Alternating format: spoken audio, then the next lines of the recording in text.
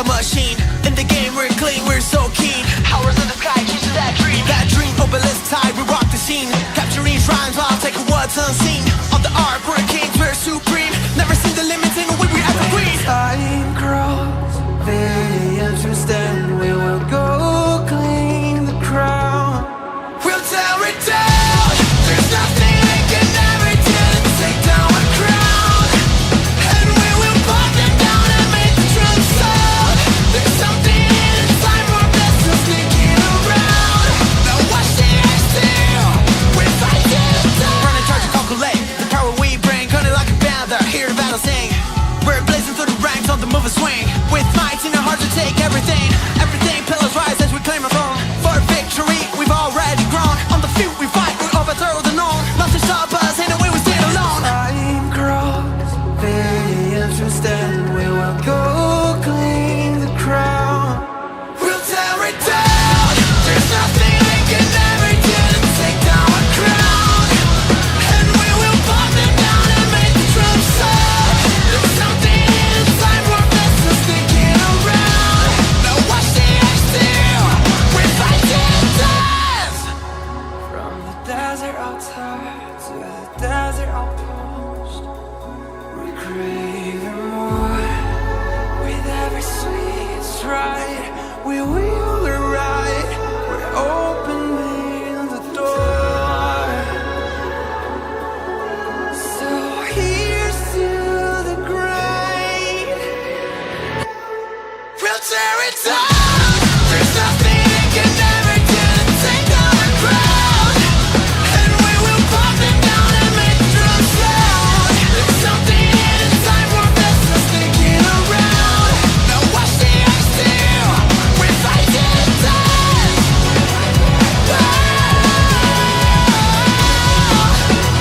Yeah, we're fighting death. We're fighting death.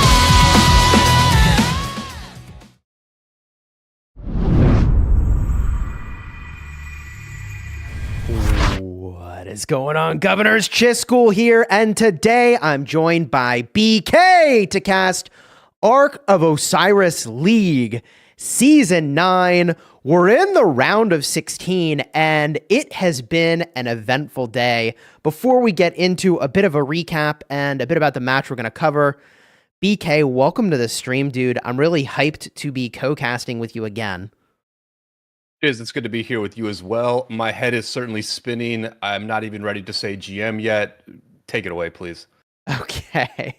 Good morning. I know it's early where you are, and it has been a crazy morning for those of you following along with Osiris League. Before we get started, though, this is the official Rise of Kingdoms channel, so if you're not already subscribed, consider smashing the subscribe button and throwing a like on the stream. Today, we're going to be covering a matchup that I'm pretty hyped to see. We're watching 606 versus 2139. Now, this is my first cast on the official channel this season, and a lot has changed from the last season to this season, in part because of the skills being a little bit different. But if someone is tuning in to Osiris League here for the first time this season, what sort of call-outs would you make about how things are different or how they've changed, if at all? Chiz, I think the big thing we need to look for today is the new skills, Time Warp and No March. What No March does is it makes you much stronger on the sides, and you get more points for every building that you hold. What Time Warp does is it costs 6 points, but it allows you to reset your entire skill bar, and then you can use skills like To the Death or No March a second time in the match. What this does is it really empowers side play. It allows people to have a side-focused strategy rather than a mid strategy, and essentially opens up Ark of Osiris to more very, very viable strategies, and it leaves everybody guessing. I bet, man. I mean, getting your bar reset for all your abilities feels incredibly powerful to me. So I certainly look forward to calling out those as they're happening and spectating with you. Looking a little further into the IN versus DQ39 matchup, which we're going to be casting, it's in the realm of Anubis. Is there anything in particular you think we should be looking for with these teams and this matchup? Look, I think this is a very interesting matchup today. IN from Kingdom 1606 is the A team, the main team from one of the biggest EU and America centric kingdoms in the game. 1606 is undoubtedly, from a kill point perspective, one of the biggest kingdoms in the entire game. They have not had a lot of success in Osiris League over the years. If you look at their resume that we've got here, they had a top 32 finish in season 5. I think they have made the top 32 since then, and maybe the top 16. But I don't think this team has ever made the semifinals, and maybe not even the final 8 before. So this is an opportunity for them to elevate themselves as an Osiris League team. But they're playing against DQ39, which is very, very accomplished. They have finished in the top 16 for 4 seasons in a row. Okay. Consistency. People may not have, consistency. And if we look at the results of this Osiris League, Chiz, this is I think going to be the gauge for where these two teams are. So far in this Osiris League, IN beat TL68 by 6,000 points. TL68 is Omniarch's kingdom, the YouTuber Omniarch's kingdom. They won by 6,000 points. DQ39 lost by 6,000 points to 93T. So on the one hand, you have IN, which had a win differential of 6,000 points against Omniarch's kingdom. On the other hand, you have DQ39, which had a 6,000 loss differential against 93T. When you put that into a complex algorithm, Chiz, the calculation comes out that this is a 50-50 match right here. Okay. So if you put your Oryx on either of these teams, who knows what the outcome might be. I actually haven't looked to see the Oryx spread here, because the Oryx spread does not always represent the reality of what will happen in a matchup, and that's a part of the fun. In fact, I kind of like to go around and pick the underdogs and hope for the best, because the payout is usually quite incredible. But in just a moment here, I can actually jump into the match. In fact, I can do that now on my end. And once we're in, we'll jump in together to cover this thing. Let's do that now. And, is there anything different that you've noticed about the start of these matches when you've been casting? It's a little bit different. One is that people are holding their sentries a little bit longer, which I'm not exactly sure why that's happening, but instead of seeing all 3 sentries get dropped right at the start of the match, teams tend to be holding the sentries. And then also, because middle is a little bit less important, some teams have been casting a skill like Dust Up on the sides early on, feeling like they're getting value for that Dust Up early. It's important to get a first capture.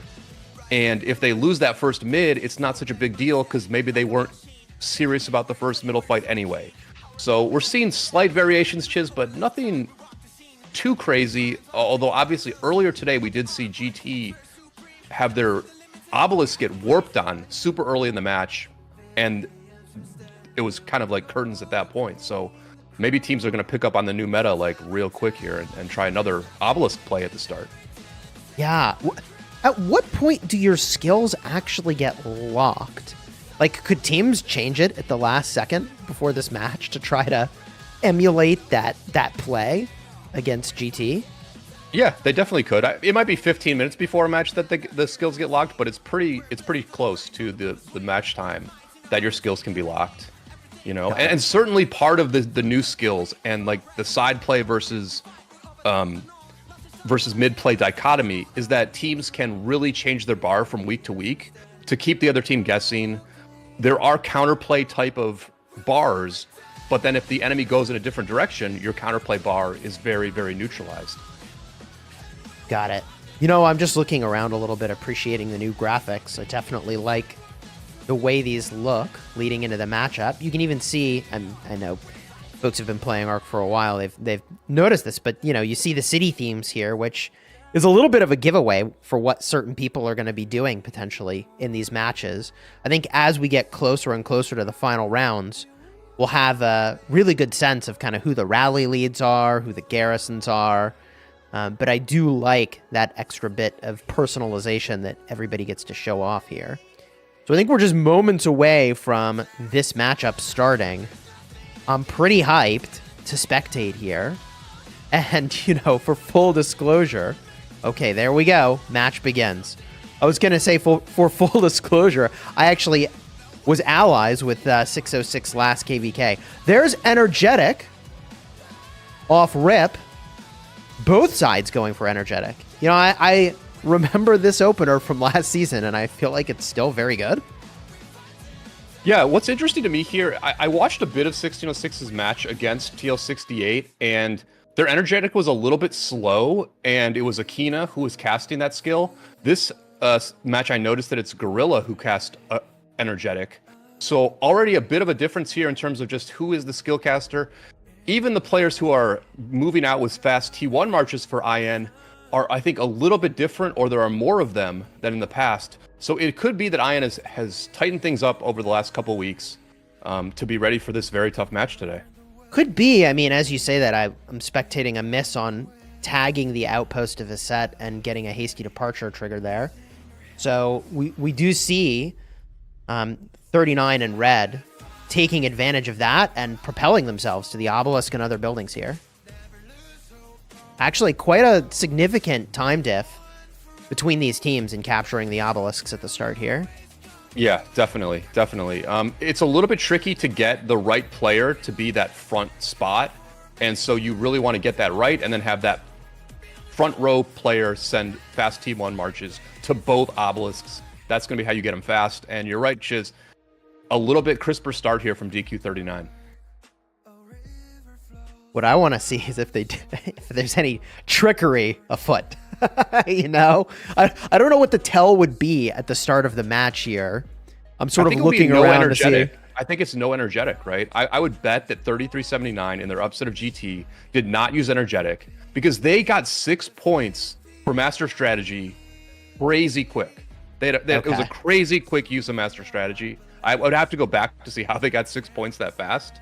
So I think that's the tell. Okay. The use of Energetic is the tell here that there are likely no shenanigans afoot in this matchup. Standard play, push through your Shrine of War to the opposing side Desert Altar, try to hold your Desert Altar, and do the best you can. That feels reasonable to me. And we do see here the infantry rally with triple line formation. Kind of cool. I feel like a lot of the formations have novel uses in this game mode in particular. And we do see the T1s bounce out of there. One player does. There we go. They turn around. They bounced out of the obelisk there. I don't think we're going to see any obelisk pushes at the start, though. So what we're okay. Just cool. There's nothing sneaky happening. IN using sneaky tactics. Okay. So I believe they cast that here, and we see that on screen. Those marches are concealed. Okay. Interesting. Well, this could be an obelisk play for sure. It's certainly setting up to be an obelisk play. I mean, I think they might just be using it for the buff you get when you depart from stealth, right? It also, when your opponent goes invisible, I know it sounds really obvious to say it this way, but like you don't know where they are. And so even though they're doing something that you might expect, you don't know that they're doing that. Yeah, let's see what kind of value they get from this play here. Using 3 points of skills for sneaky tactics on a first capture here, it means that they really want to take and hold this building for 3 minutes. That's a tall order. And at this point, we do see them bypassing the Desert Altar. They're doing and making a play for the obelisk. BK, they're doing it. They're going obelisk. Oh but my look goodness. Who knows?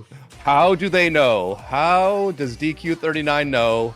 They look very well prepared for this. They are very ready for this. It's actually shocking how ready they are for what's about to happen. We do see the sentry down from IN here. In fact, I'm tempted to like switch the visual range to see kind of what they could have seen there, but it's a little late for that. And, you know, now that these cities have ported in, I don't know. It does not feel possible to me. No, it's not doable at all. And then look at how confident DQ39 is about dealing with this attack. They've cast No March. They've used 6 points of skills to use No March extremely early in this match, hoping to take some early buildings and get a huge advantage on the sides as their obelisk is being assaulted. Wow, that is really bold. Yeah, that's a little based right there. Wow. I mean, that's a 6-point ability. They're surrendering first arc, are they not? Well, the other team used 3, so it's not that crazy. I guess it's not that much of a... I mean, it still feels like a lot crazy to me. if they lose their obelisk here. Rally coming in, so Ian's going to make their play. The enemy has already teleported in quite a bit, but they're going to make their play on it right here. Well, this is major if they could pull it off. I don't know that they have the numbers. The timing with the rally is pretty clever. I bet that got a bunch of practice leading up to this. We have the SA Pakal rally. A lot of damage and difficult to swarm, but in the garrison, that Hera is really holding it down. Okay, or not. It jumped down to red. Maybe somebody's refreshing their march here. Oh, okay. It flipped blue. Okay, I mean, this is within the realm of achievable for IN. Holding this for 2 minutes, though, is not going to be easy. There's no captain in there right now, which is really the issue. If they had a captain, I'd be a lot more confident in what's happening here. Yeah, pretty even trade on that rally and versus the Hera garrison. They're going to disrupt the teleports a little bit here, but the first wave of players have already come in. They're trying to block the remaining teleports. You can see that the player Suki on the right has not even taken part in this fight. They are just blocking teleports. Interesting. There are 1, 2, 3, 4, 5, 6, 7. There are 7 cities that have been teleported here, so they may have successfully blocked 1. So, funny story. Same thing is happening to the obelisk in the northern part of the map in the same lane. They might just exchange obelisks here. Wait. Oh, Wait. yeah, DQ39 is all over this. This is Wait. We DQ, missed the I was so busy monitoring the stealth marches. They already ported in over here, bro. DQ39. They're ported in. They raised. They saw what they were like. Hold my beer. Hold my beer while I defend my own obelisk, and took IN's obelisk and ported in 5 cities at this point. What is going on this season? Okay, so big takeaway here is that you have to actually defend your obelisk at the start. A lot. Yeah, big time. Like a lot. Because even if you are one of the front runners to win the whole thing, you can lose to this exact thing that's happened here, which is losing your obelisk off rep. And here we are with IN. We're spectating them try to do the play and having it used against them. And wow. Did not expect either side to successfully capture an obelisk at the start like this. But with DQ ported in on top of this thing already, this is going to be hard to get back. This is a huge problem for IN. It's a huge problem. It's a crazy situation here where actually IN did get all 8 players in. Normally you have 8 players teleport to each obelisk. They got all their players in, but then DQ39, when they took and captured the obelisk, they got a new batch of teleports. So DQ39 has teleported a ton of cities already in this match. They are holding this building at the moment. They have less cities here, Chiz. They have less cities at this obelisk. They've got 6. But these 6 can really distract potentially, 33% of IN's team for the whole match fighting for this area. And listen, we've got a mid an arc spawning in 3 minutes. Both teams already starting to rotate there. What a match. This is honestly some popcorn worthy spectating. Like actually very fun to spectate. So you're right. We look to the middle, and I don't think either side is really ready for this right now. I mean, like, it does seem like DQ is more prepped and is making their way there, and that's obviously because IN's got to take this obelisk back and hold it. Now, I will say this. I was kind of spectating the power levels of the DQ players that were ported in here, and they are not bottomless power. I mean, they could use healing speed ups if they wanted, but it's not 200 mil plus players. These are 100 mil players trying to fill this garrison, and so they have lost it, and I don't know that they can get it back. Yeah, listen, it's a tough situation for IN to adjust to this, but their chances of winning this match are based on them properly adjusting. What I'm seeing right now is that some of the players who are coming out of the start zone are walking to this obelisk situation. I personally would send everybody from the start zone to mid. I would try to win this mid, just from a point scoring perspective, because again, you do have more cities at this obelisk. I feel like eventually, you're never going to hold this thing fully, but I think you can hold it enough with the cities that are there, and you don't send players from the start zone over here. You have to get points early if you're IN. You have to get this first arc, because what's going to happen as this match goes on is that they are not going to have enough teleport space at the 2 obelisks for all of their cities, and it's going to get harder and harder as the match goes on. So I think you just have to get some points early if you're IN, and just accept that this is going to be a mess the whole game. Like you could leave the camera here, and we could just like kind of sit back, bring our mics with us, and just talk about the match from there. Yeah, I mean, there's going to be enough to spectate from this corner of the map. I mean, they're literally swarming the city over here, closest to the obelisk, just to lower the troop count, although that player healed up a bunch. And, like, yeah, I don't blame them. Like, that's the role they're in now. Like, if you poured it into there and you don't have enough troops to keep going, hope you prepped your healing speed ups, because absolutely, that's the job now. That's the job. And if they can stay in that role for long enough, it is just so meaningfully disruptive. I mean, the 3 versus 1 obelisk situation is absolutely brutal for IN. And that walk time, to your point, coming out of the start is just going to be savage for them. And now they're getting, looks like, cut off or surrounded here. I don't know how I feel about this play. If DQ starts to attack the back line, they've made it, honestly, like 30 seconds easier for people to get to the fight. There is no back line, right? They're not ambushing anyone right now because no one's coming from the top side, it looks like, from IN. So I agree with you, Chiz. This is not getting a lot of value here, this movement. And they don't really have a numbers advantage mid. So IN... And now IN's sort of making a play to cut off the stragglers here. Yeah. Which is almost more value. This is like literally better value. They're hitting the marches. Honestly, I feel like anytime you try to get a group to move in this game anywhere, and with a sufficiently large group, there will be some percentage of people that get left behind. It's always the case, right? And here these guys are getting ambushed. Desert Storm activated. Big damage dropping on these guys now. Well, Desert Storm damage being dropped. Desert Storm damage dropping on these guys now. 500 damage factor. I mean, look, it's not a ton, but it's certainly something when the entire enemy party is getting hit by that, right? Well, they've got it on the bar. They've got the Desert Storm on the bar to counter this sneaky tactics, Chiz. But they need to wait for the sneaky tactics to get cast before you use the Desert Storm. Is that an order of operations issue? Yeah. Because now they use the sneaky tactics. They're like, oh, you can't reveal us anymore. Let's just go sneaky. And so they all went sneaky. The weirdness is that, like, I kind of expected DQ to win this arc and to capitalize on the momentum struggle that IN is going through right now with their obelisk.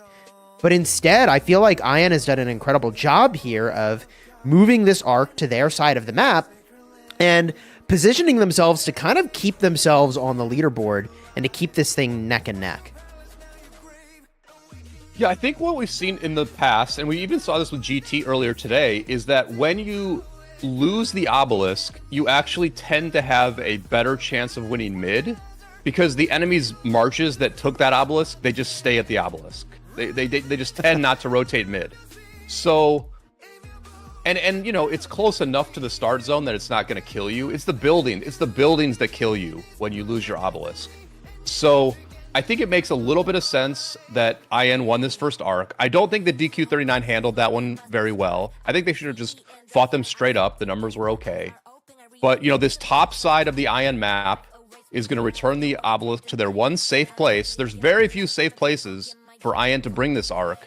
So at least they're dragging it to the one safe place they have. I think you're right, though. Like you said, typically when you take an ob, you push the building advantage, and that's exactly what's happening. I flashed this on the screen while you were saying it, but DQ at 770 points per minute, they didn't need the arc in the middle anyways. Yeah, part of that is No March. No March has now worn off, but their lead with the occupation game is partly from No March. And like you said early on, when you cast that 6-point skill early on, your mid is a little bit compromised.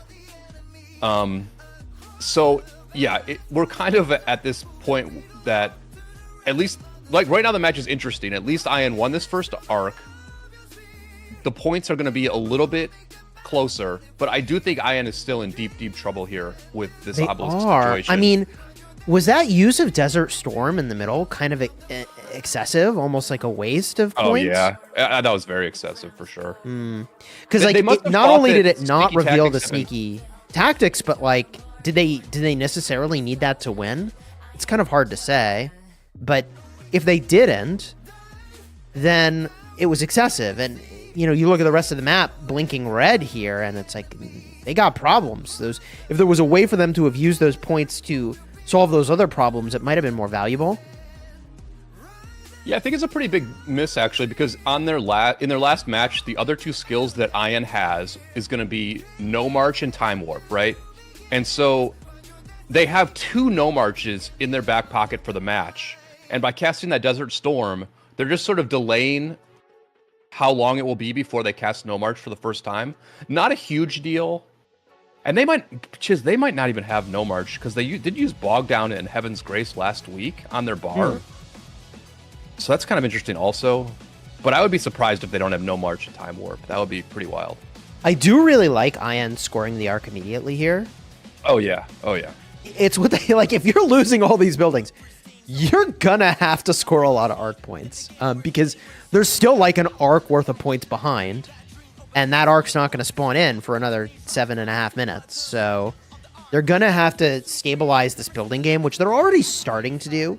If you look at the map, it's more even. But the problem is that, you know, okay, stabilized, relatively speaking, once they start ticking for points on those buildings, it'll be better. But there's still only 200 points per minute to the 740 of DQ, which is a huge problem for IN. Yeah, so we're looking at this obelisk here. What these blue cities are doing from this obelisk is roughly twofold right here. They are endlessly contesting the obelisk, fighting against DQ39. At the same time, one of the players there, Quack's Exute, they did just launch a rally on the Desert Altar, and that rally is being supported by marches from the start zone. So at this point, the marches from the start zone are trying to help with buildings, and the marches at this obelisk are fighting for the obelisk. And I do think that's correct. I think that's the correct allocation. That is tough, man. Yeah, it's tough, though. This rally has no chance, right? You're seeing the field is already gone. The issue is the teleport spots in a lot of ways. Like, so, you know, even though IN can theoretically teleport into this ob, like, are there even any teleport spaces left? I don't think so. I doubt it. I doubt it at this point. Yeah. So, you know, it's forced them to teleport in a way that's suboptimal. And also, you know, they've lost 6 teleport spots to their opponent. It's brutal. Yeah. Well, one other thing, go ahead. I was just going to say it's very well done by DQ. It is. And I said the allocation was right, but actually, here's the thing, right? Why attack that Desert Altar? Why not just defend your Shrine of War? Because now DQ39 is taking the Shrine of War on the bottom side. And it's like, this was the one building you held on the bottom side. But because you used all those marches offensively, you have no one to defend this Shrine of War now. Part of this is like a triage situation for IN. And they need to just do what they can and not overextend, not ask for too much. Attacking that desert altar was really asking for too much, and now they've lost their Shrine of War as well.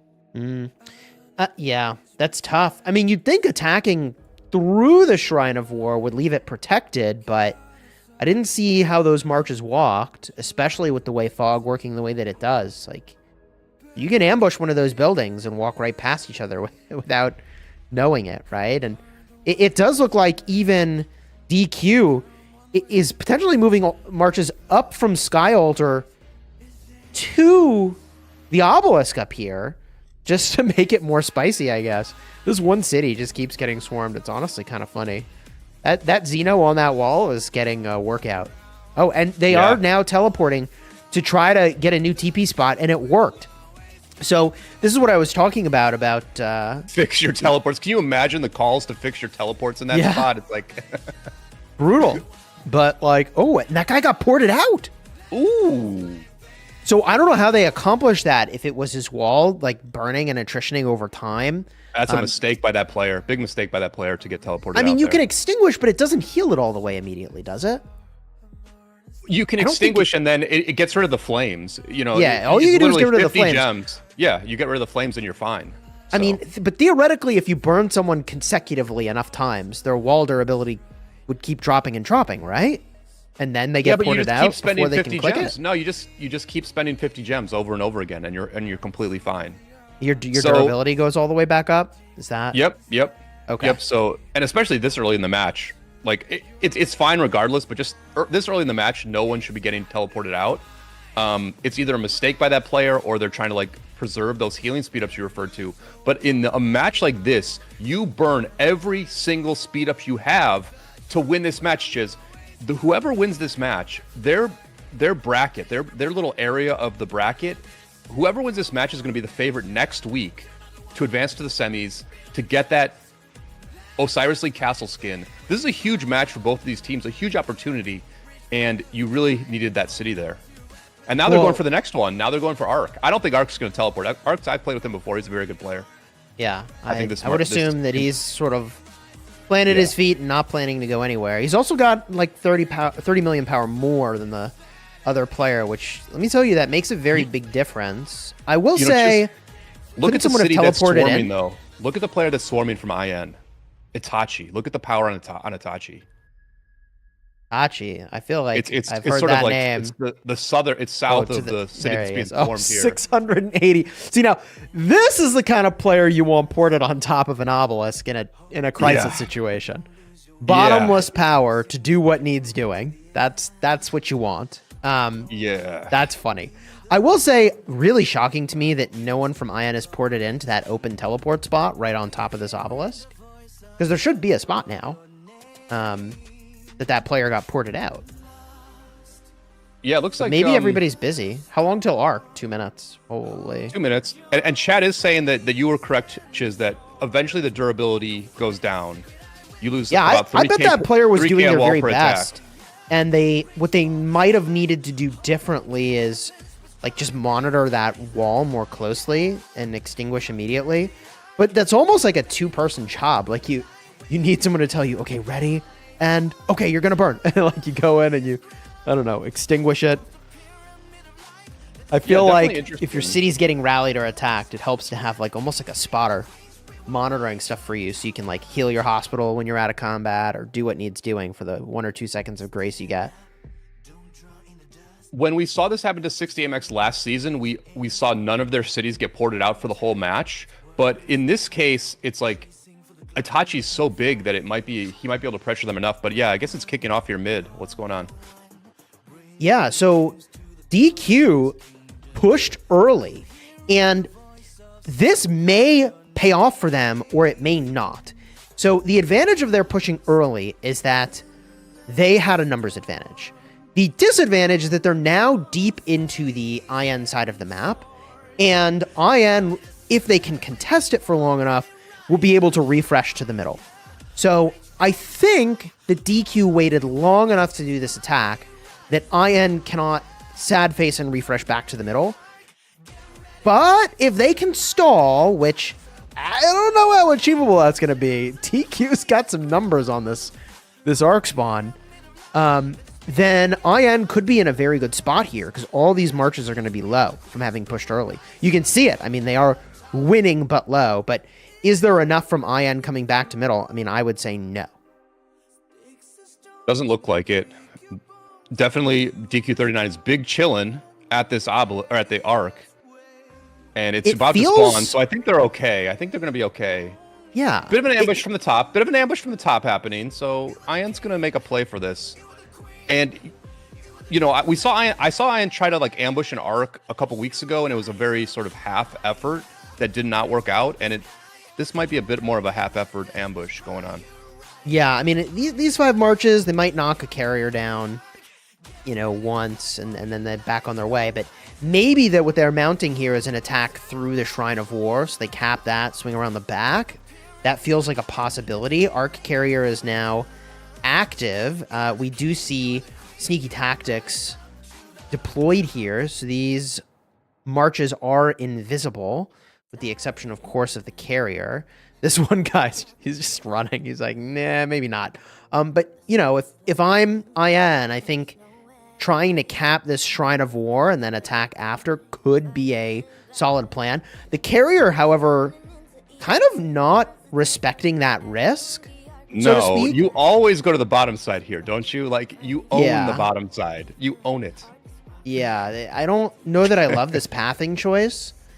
You know, not that I'm a particularly skillful arc carrier, but all these years of spectating has taught me that if the enemy is one way, you go the other way. Right? And so if I were running this arc, I might try to run this thing down toward the safe side. And if, you know, we have perfect information. With that perfect information, we see that safe side looks real safe. And yes, see, they changed. They're going safe side now. Took a second, but they are going safe side. Yeah, I think that's a great call. Yeah, and it's another half-effort type of ambush here from IN, right? I did see this before. They've got a lot of marches. They've got at least 10 to 15 marches going for this arc carrier, but it's really just not going to accomplish anything. I mean, you delay the arc a little bit, but like ultimately this player spent a lot of time doing a whole lot of nothing. Maybe. I mean, so what do they buy? So this buys probably a 30-second stall from this one player. And then the next player gets another 30 seconds, let's say. So the question then becomes, is IN able to do anything with the 60 seconds that they bought? Yeah. And it may end up being more than 60 seconds. Guess we'll see how many times they knock down this carrier.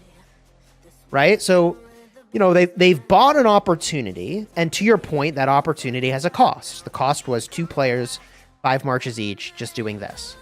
Or something like that, right? And so the question is, can anything else be done? And I just don't see any IN support. The Shrine of War is overwhelmed. DQ used their sneaky tactics to push on to that. They're even activating hard push now, so even though the arc is technically not safe, they are confident enough with the numbers they have, and I don't blame them, to move this thing downfield here.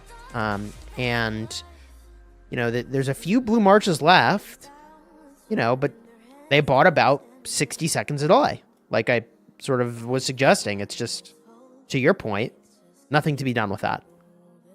Yeah. And early on in that ambush, IN did cast No March. They used No March for the first time. They were trying to get a little extra value from that Shrine of War they took. And so, you know, those ambushers maybe delayed or caused a few more marches to focus on the arc carrier.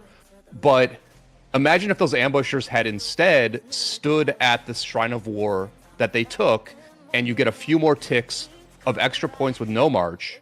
These are all choices. These are all little choices. We saw a couple home runs early on, but most of Arc are these little choices that if they're good, they get you a few extra points. If they're bad, you lose a few extra points. And in most matches, those little choices are what decides the winner. In this match, maybe it's a little bit different. Maybe it's the home run play that wins it. But that's why we focus on these decisions, is because a lot of times those details are the difference. That is for sure the case. And this carrier... Do they hold? Do they hold or return? What do you think? We hold. We hold this arc for sure. We hold. Because they've got a lead, and they don't need more arcs to spawn here to to make up the point difference. I don't know where they're taking it exactly. I don't know. Where are they going? Maybe they're trying to... Oh, I see what they're doing. They're going to a caravan, and they're going to drop it, and they're going to have somebody else pick it up that's full health. That makes a lot of sense, I think. Okay, that's my suspicion. You know, too many times I've looked away from the carrier and then been shocked when something amazing happens on the arc carrier, but I suppose at this point it feels safe-ish to spectate other parts of the map. Yeah, I like that play. Get it off the low health carrier that might freak out if attacked. And, you know, not a bad attack. You know, listen, the distraction that we focused on for a while at least opened up an attack here by IN on this Desert Altar. This is an evolution of the match where IN's getting a little bit more accomplished on the sides. They are still dealing with cities at their obelisk, but they have taken both of their buildings on the bottom side, right? They've got their own Sky Altar back. They've got their own Shrine of War back. They're even launching an attack on this Desert Altar now. Might be a... they might get this thing. A lot of pressure. The Swarmers are all really low, though, so there's an opportunity here for DQ to fill through this, and I think that's exactly kind of what's happening. Not enough pressure remaining here from these Swarmers. DQ likely to get the hold here. The carrier, as I suggested earlier, did switch hands to someone with full health, and so that double C is now repositioning. Where are they going? To a city. Love that. You don't ever want to stand near the obelisk if you can avoid it, because the enemy can score at the obelisk, so you don't want to be there. And boy, have we seen that backfire one too many times. Yep. Better to be safe than sorry for sure. And, you know, Chiz, it's interesting right now. Right now, actually, IN has more buildings on the map. They're getting a few more points per minute as well. The way that IN was going to win this match was account strength. They have the better account strength. And at least for the moment, they do have a surprising number of buildings on both the top and bottom side. They need more of this. Like, they just need more of this because they're down pretty big once you factor in the arc.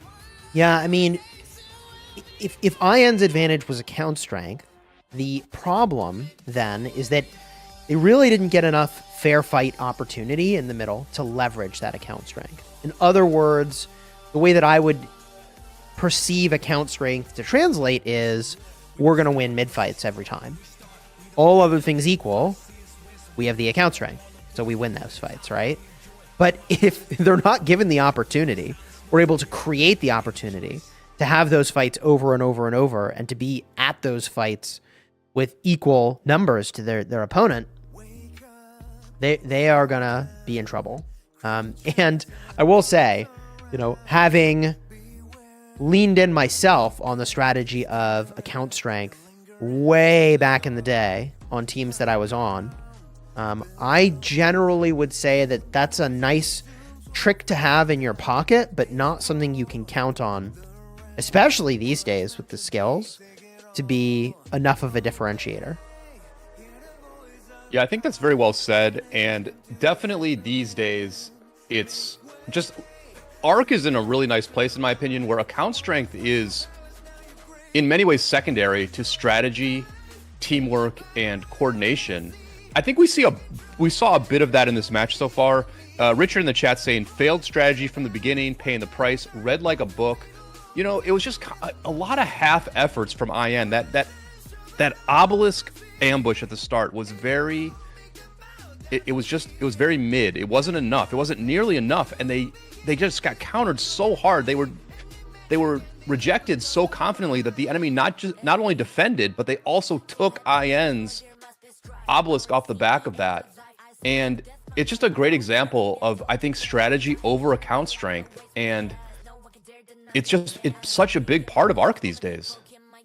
It is, and I agree with you that it's a part of what makes it more exciting and dynamic to watch, for sure.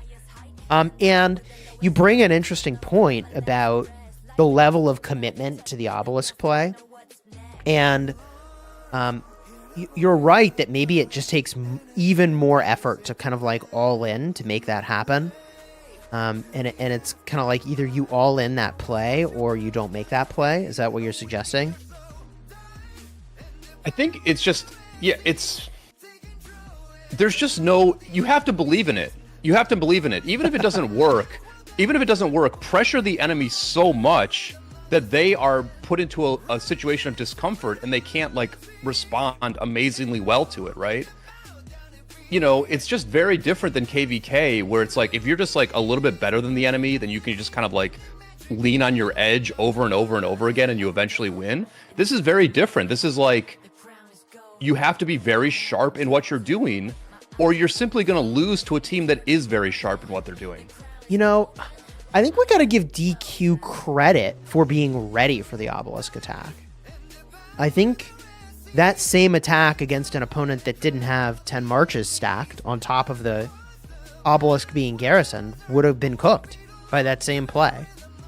So I think DQ was actually ready for that, and their level of preparedness is worthy of praise in that moment. It set them up to defend adequately, which is, you know, it's funny.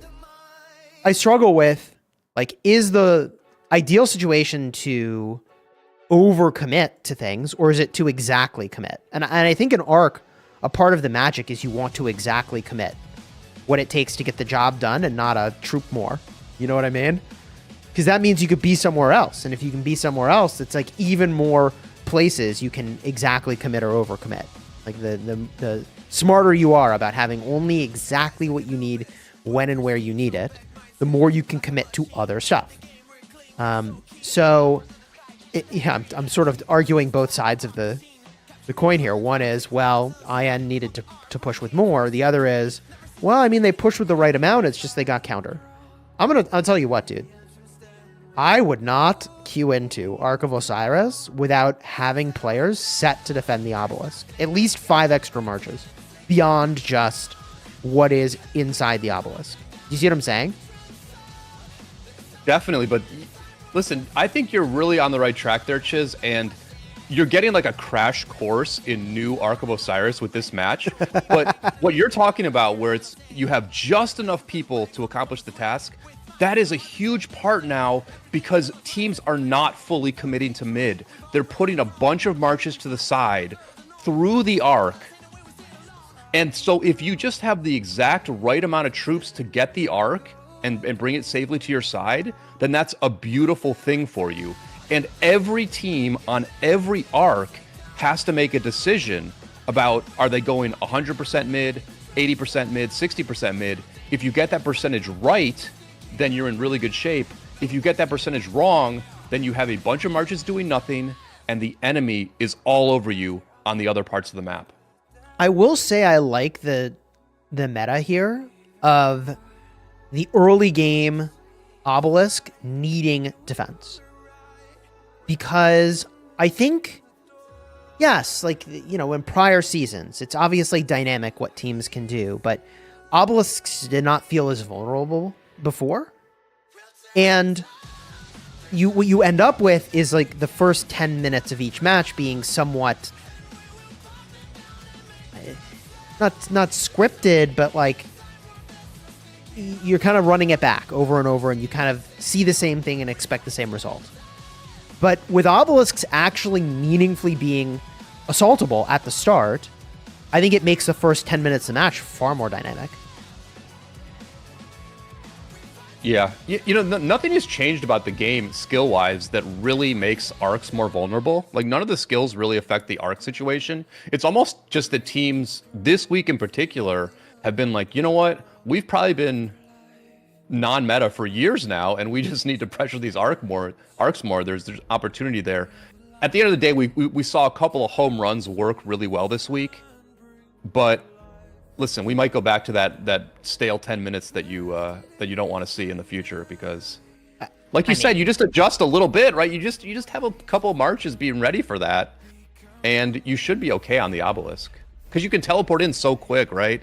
As long as you hold that obelisk for a little while and you get a few cities teleported in, you're generally okay. Yeah, I mean, my perspective here is that there's like nothing offensively that outweighs the cost of losing your own obelisk at the start. Right? There's literally like nothing offensively that unless you actually take the enemy obelisk, but then you're just trading, right? So if there's nothing more valuable in the opener than ensuring you get your own obelisks, to me that signals, well, we better make sure we get our own obelisks and let's put troops on that. And you know, I guess instead of money where my mouth is, it's like troops where my mouth is, right? So I would put more troops onto those obelisks, and especially with what we saw this week, where multiple teams have lost their obelisk at the start and it cost them, right? Like, yeah, you better defend it. There are first capture bonuses though. There are first capture bonuses that kind of mitigate what you're saying, right? Those first capture bonuses are a huge deal. It's literally half the value of the first arc if you hold an enemy altar and the enemy doesn't. And it looks like the arc was... Oh, well, you know, the first capture bonus do mitigate that anyway. And there it is. There's the first arc being... the arc being returned by DQ. Yep. So they didn't max hold it or anything like that. Yeah, I think there's only time for one more arc here. It's this next spawn. Yep. And so maybe they're just trying to time it to say, well, we're going to have another arc no matter what. So let's just make it at a time that we think is favorable to us. Is that maybe what's happening? I think that makes a lot of sense. I think that's probably exactly what they're doing. And, you know, they've got a nice lead right now, an 8,000 point lead. So the last arc is important, but a lot of it is just they want to feel good about what they're doing on the sides. If what they're doing on the sides then leads to them having good numbers mid, then they're just completely fine in the match.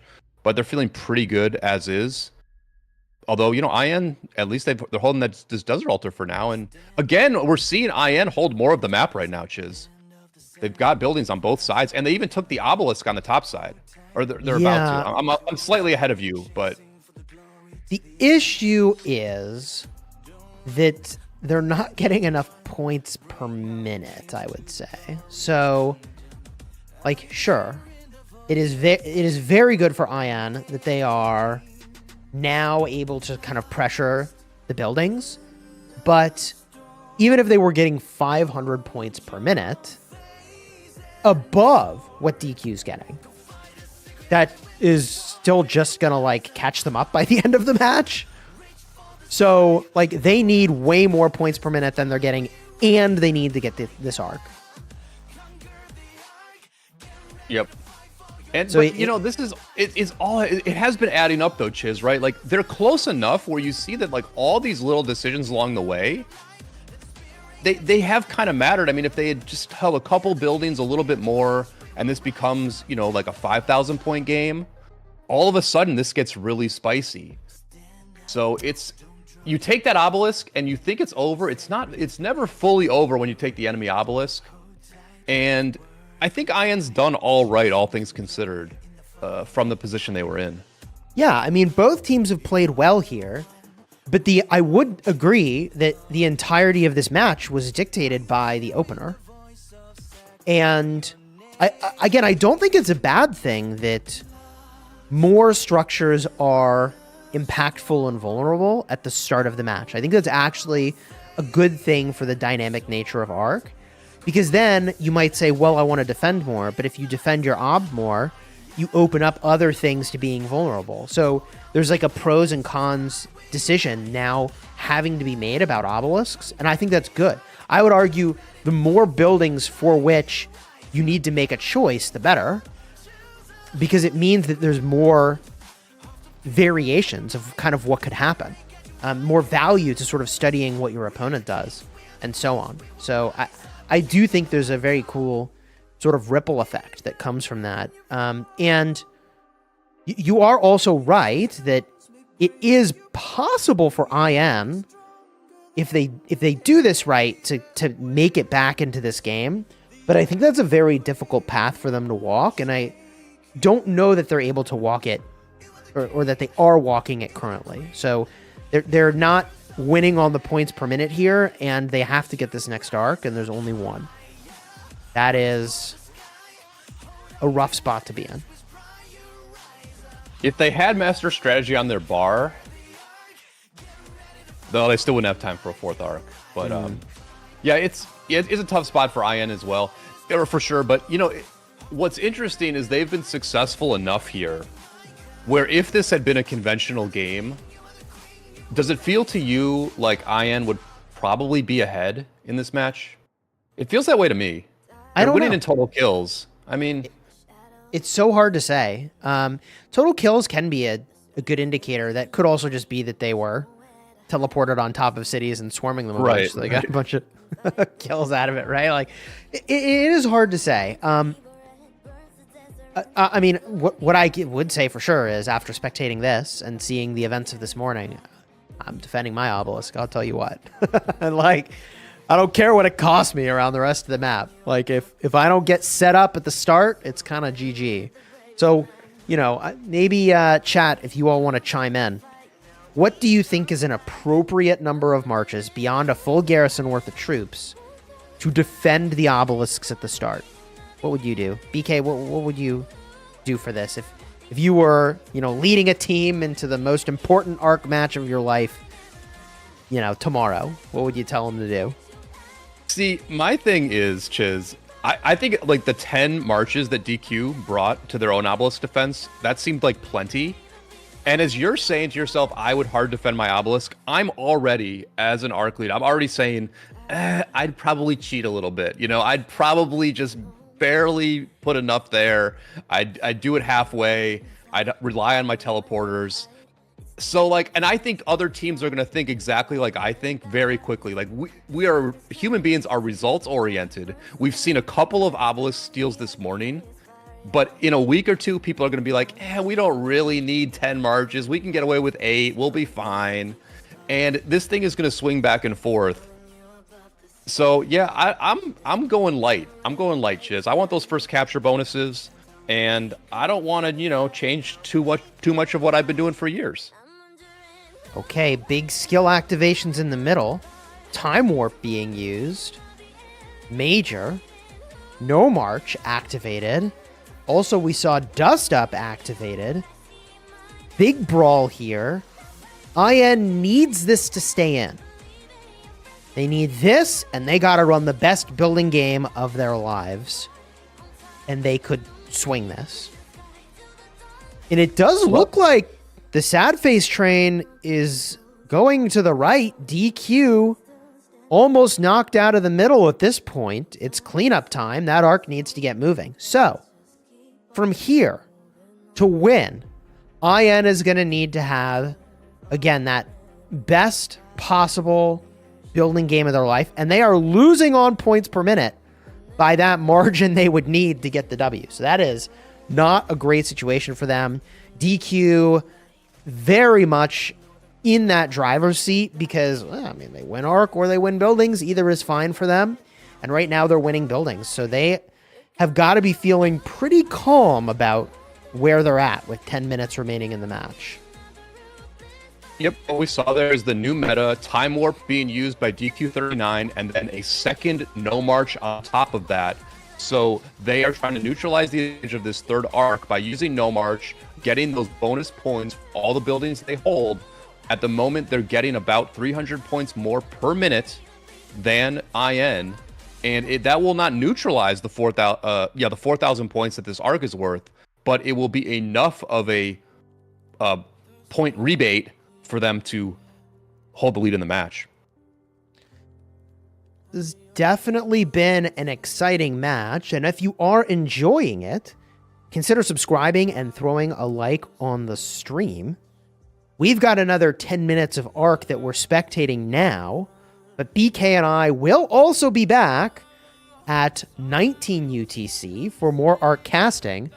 So set an alarm, mark it on your calendar, because we'll be back as well later today, and this match is not over. So with 9 minutes and 30 seconds left, an approximately 9K, point differential here, IN has got to kick it into high gear for these buildings. By the way, we got a little distracted with that arc movement when we were talking about how many marches would you defend the obelisk with at the start. You err on the side of not having as many. I'd err 8, maybe 8 or so. Yep. I'd take like 10.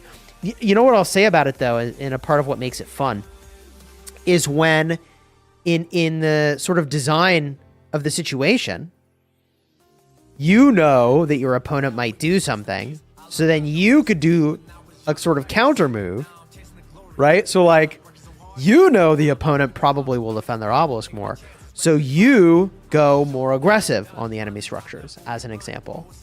And that ends up swinging things even more in your favor, right? Because your opponent has 10 marches held back, and then maybe you commit 10 more, or whatever it is that you're doing, right? I love when there's sort of like counterplay to what an opponent is doing. Speaking of which, DQ, rounding the corner here, looking to get a hold of this arc, and I'm going to be honest with you, this looks achievable. This looks very achievable for DQ. IN Desert Storm. I don't know if that's adequate. Counter. It at least counters the sneaky tactics, which I believe was cast right on that spot. Yeah, but they're not invisible anymore, are they? Like, it does counter sneaky tactics if you're invisible. But if you're already visible, I mean, sure, they take some damage. It does look like IN arriving in force here to defend this arc is exactly what they needed to do. Because I'm going to be honest with you, I was pretty worried for IN's arc carry here. If they didn't get more bodies here, all those fresh marches from DQ could have done a lot of damage. I think the bigger issue is that every time I feel like they've used Desert Storm in IN, it's 3 points I wish they'd used to progress their building game instead. Do you see what I mean? Yeah, absolutely. I mean, Desert Storm is interesting, Chiz. Like, so here's what I see with the skill bars this year, right? I see that there are 3 templates that a team can use. Number 1, they can have a middle-focused skill bar. Number 2, they can have a side-focused skill bar. Number 3, they can have a counter strategy skill bar. And the counter strategy skill bar is stuff like Desert Storm to counter sneaky tactics and Bog Down to counter Heaven's Grace. The issue with the counter strategy play is that the enemy can always switch up their skill bar because they have 2 different options. You know, they can just not have sneaky tactics. Sneaky tactics is used for the side game skill bar because what sneaky tactics does is it delays the arc. It just annoys the mid-focus team in terms of returning the arc. But a team can always adjust and go from that side-focused strategy to something different and not even have sneaky tactics on the bar. I think Desert Storm is a very tough skill to have at this point. And I don't really like it. I don't really like it from IN, honestly. I like the idea of using it to out your opponent when they're invisible. I don't like the use of it after your opponent's already revealed, because it doesn't clear buffs, right? So even if you're like revealing your opponent, they get the extra damage from the sneaky tactics either way, right? So yeah, it's the reveal. It's all about the reveal. I mean, you're using like 3 points to reveal the enemy.